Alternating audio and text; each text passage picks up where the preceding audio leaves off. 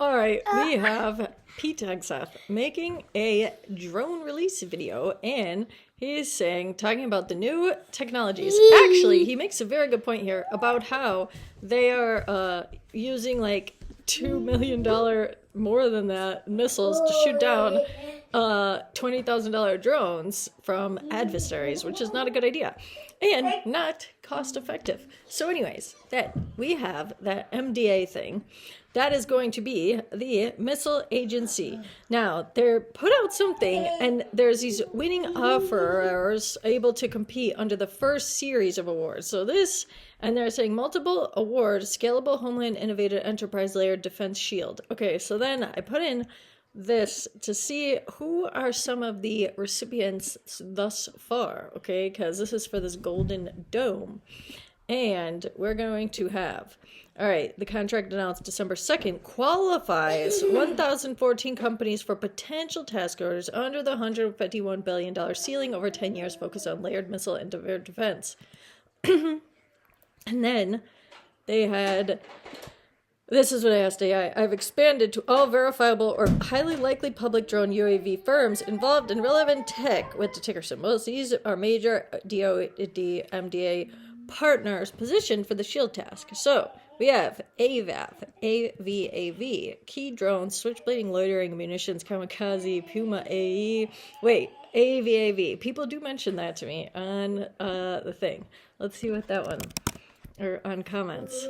That one was a lot. That is a established guy, but not on a high. So, and no dividend, no, but I don't know. We'll see. Wait, then we're going to have KTOS. Obviously, KTOS people. KTOS is a hit. They have quite the nasty selection, and they're also somewhat on a down. Definitely on a down. KTOS there. So, KTOS could be due for active MDA Heister, and they do stuff with Rocket Lab, which, Rocket Lab, KTOS, what do we see here? Wait. Because we have Rocket Lab, our sweet love, my sweet love, sitting there. Their high is 67 at 70. Okay, so if we have Rocket Lab here, that, you know, man, people almost there. And then, wait a minute. KTOS, man, well, KTOS does well. KTOS, well, that makes sense. They are certainly, but, I mean, I would even say KTOS at 351 million, and they're probably gonna get something else. I mean, I don't think you go wrong with KTOS. That is certainly a stock that should be growing. And then freaking Boeing with their bond that is gonna be just sitting there at. There you have it. They probably had news today. What's Boeing's dividend? They're back on and up, though. And anything can happen with Boeing, if anyone. They don't even have a dividend. Well, they're practically falling apart all the time. What?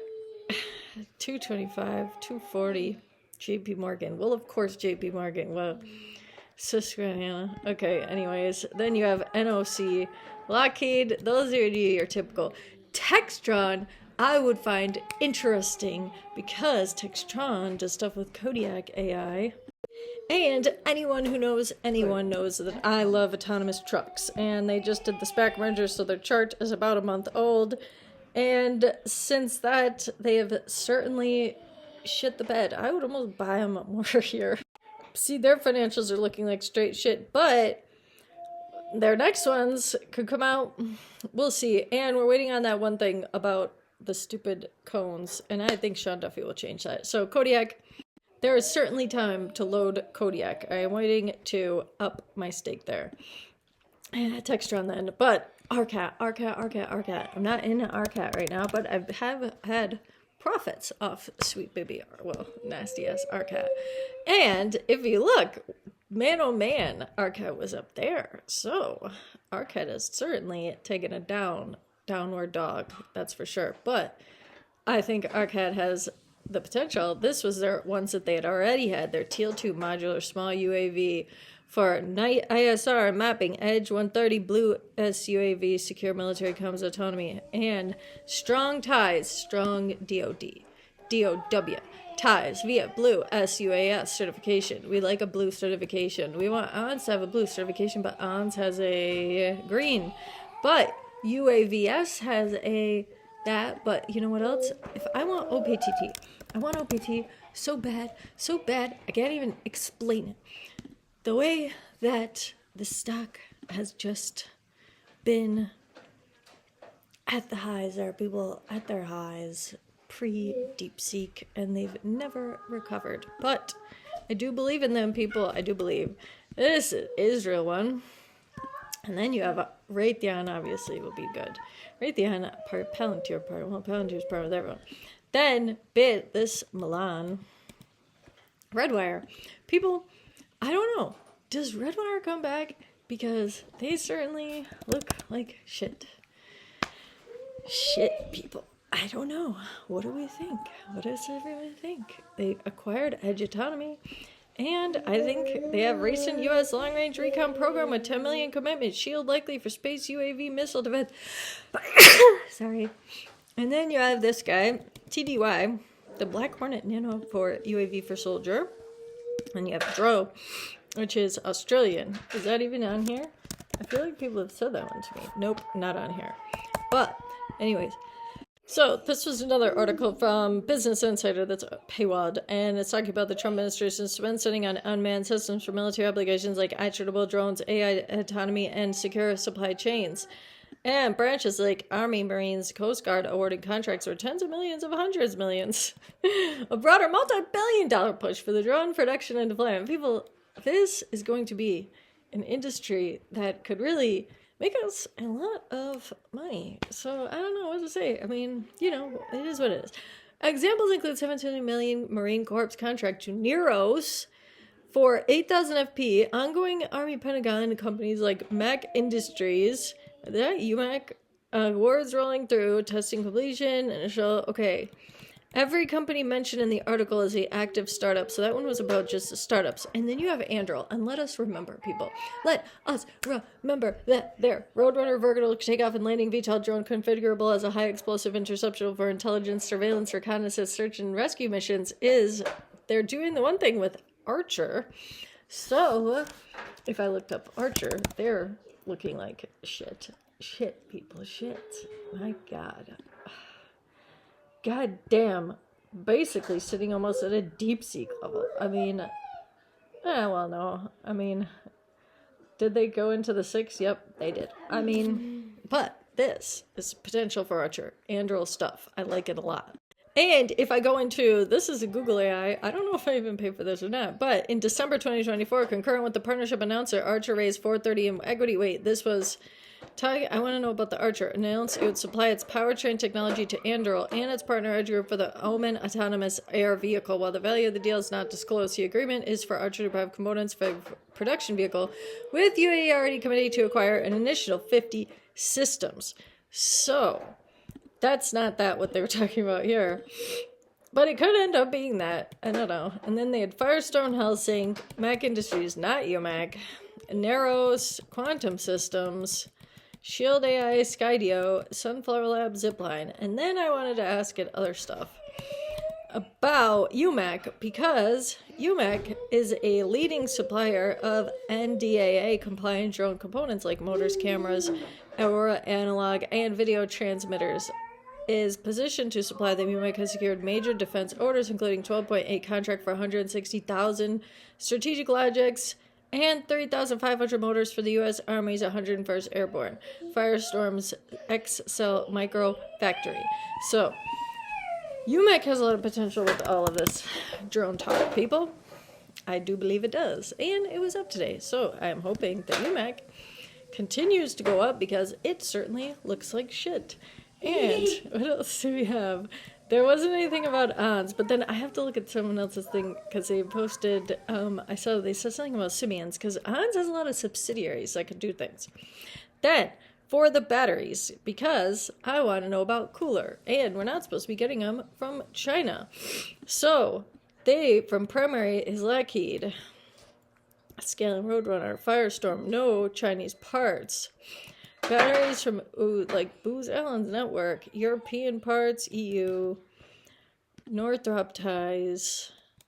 That would be NOC. Trinity Pro. And I was heavily impacted, previously relied, now rushing, sourcing new U.S. suppliers by spring 2025. What if it's Cooler? No confirmed directs from Cooler yet. However, Cooler's tech aligns closely. It prototyped its 400V battery for counter-UAS directive energy weapons in just 5 weeks and partners with a world-leading drone delivery, AMPX.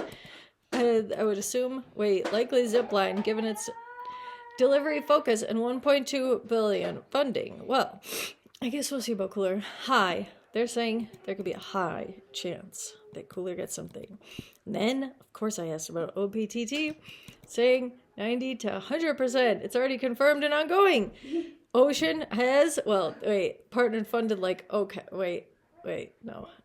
I guess integrating Teal 2 drones. So if you're going to say that Teal 2 is integrated with OPTT's Power Buoy WAM V platforms for maritime ISR and autonomy by 2025, this expanded RCAT to the Black Edge, you could say this could be direct funding via RCAT 17 million plus the Marine Corps deal. That could be exciting. What private drone companies buy AI systems? And so, look at that one. NVIDIA, Qualcomm, Intel. We would like that. And here are connectivity ones. So you have VSAT, and there is a lot of, not a lot, but at least 2, which you could sort of see a lot. At least 2 politicians I've seen buying into this one. So you have VSAT, and they're low. Was it 30 and 28? I would say they're a nice steady one, maybe. And IRDM. People have definitely said that one, and I have probably posted about this. And they look like they're on straight shit. So, could be a nice time to get into IRDM. Wait a minute. They're the communications that satellite produce commercial personal communication messengers, satellite phones, push to talk, broadband, midband. I don't know. Actually, they have a 3.41% dividend. And they just got awarded a, what the hell? Worth up to? Did no one care about that? That sounds very interesting. IRDM, a leader provider, a definitive of the United States Space Force. The one thing I might say is, when you get this money from the government, it doesn't always pan out that well. Well, that was kind of something that BBAI had said, that they did have this money and then it was late or stuff like that.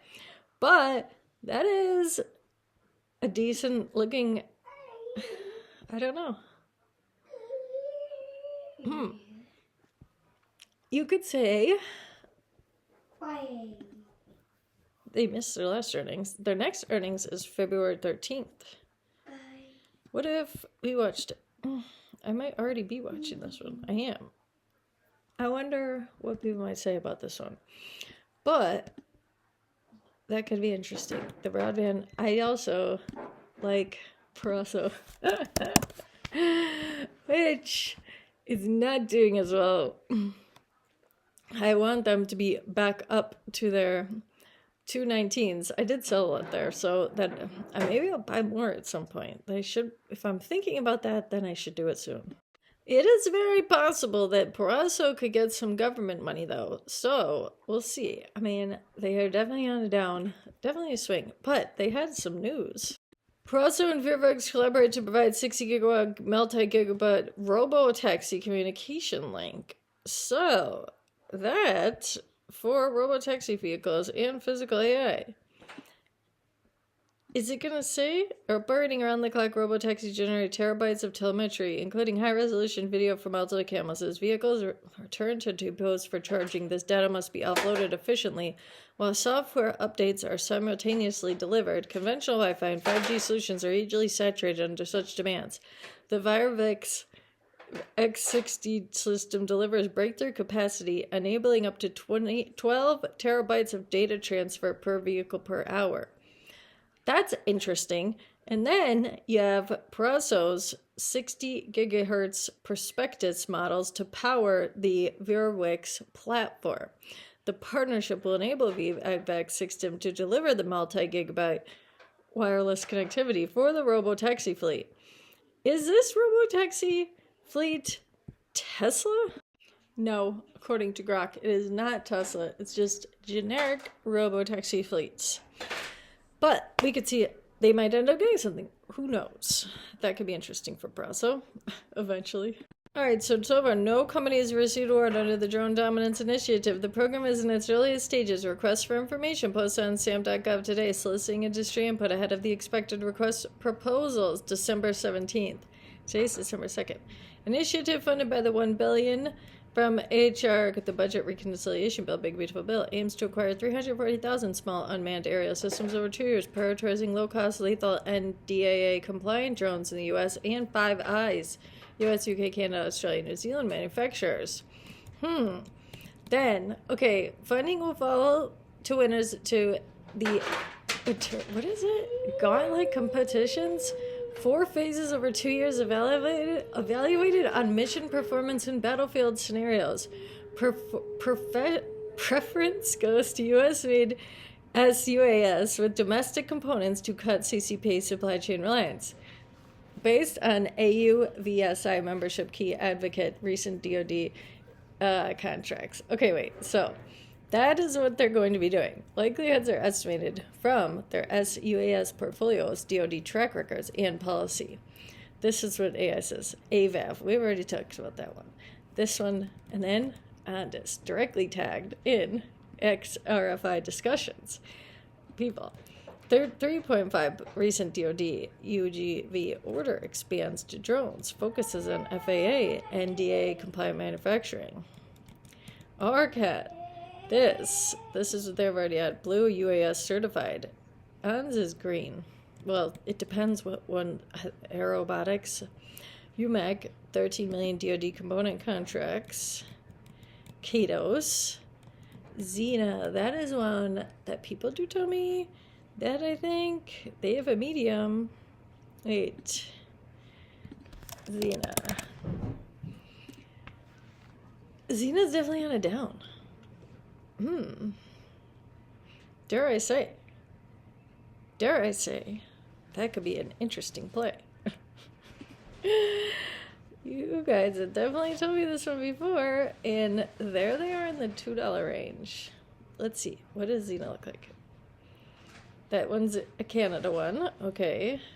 They had news today. Strengthening drone as a service capabilities for government and aviation markets, closing acquisition of Smith Surveying Group in Jacksonville, Florida. Now that is quite interesting news for ZENA, and they were down after that. I don't know what I say about this. I might think about ZENA. They are in a lot of debt. Well, that's probably from these acquisitions, because they do have the revenue up over 1,000%. Gross profit, but I don't know. That's a lot, but that one could be interesting. And we'll watch ZENA, because that news is kind of big, I think. And then we also have Deep Pro. That's going to be the Dragonfly, Five Eyes eligible. AU VSI participant, DoD ISR deals, but less U.S. production emphasis reduces edge. I might beg to differ. And then if we do Deep Pro, what do they look like? Wait a minute. Deep Pro. Okay. They are on a decent up today. Up nicely for the year. They maintained, you could say. They had a high of 1440 there. So, Dragonfly, I do see stuff about them a lot. Last news. Military tailwinds and 400 million production capacity by end of 2026 should make this stock fly. Should it? Should it? Could it? they still have some issues. Well, not that terrible. Really? Oh.